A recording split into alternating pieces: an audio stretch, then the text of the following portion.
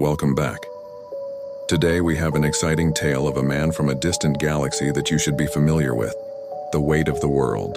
The call started subtly, whispers carried on the wind that Clark, even with his super hearing, initially dismissed as atmospheric interference. Then came the screams. Not just the usual cries for help he routinely answered, but a cacophony of terror that seemed to echo from every corner of the globe simultaneously.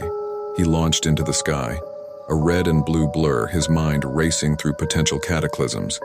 Brainiac, Doomsday, a new alien invasion. But there was no invasion. There was no giant robot or crumbling city.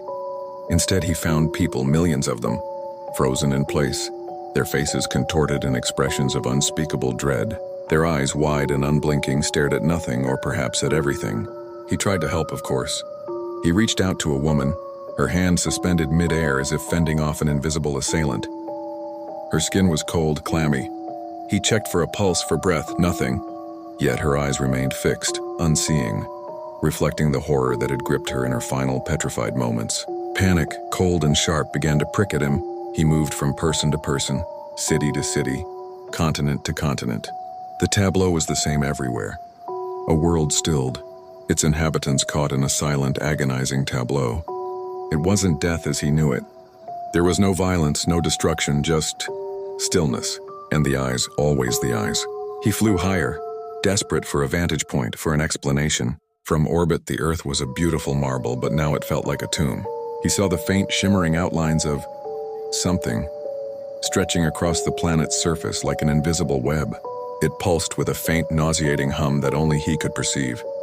He tried to break through it, to tear it apart with his bare hands, but his strength, usually limitless, met no resistance, yet achieved no purchase.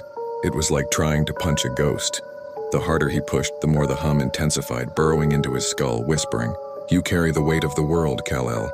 The voice was not external, it was inside him, a parasitic thought. He fought it, tried to expel it, but it clung to his consciousness, twisting his perceptions. He saw flashes then, moments of profound fear from every person he had ever saved, every life he had touched.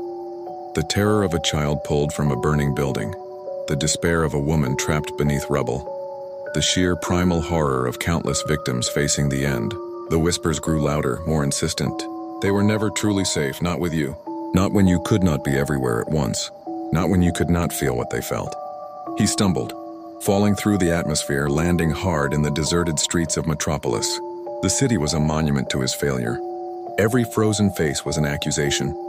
He looked at Lois, caught forever with a half smile on her lips as she walked down the street, perhaps thinking of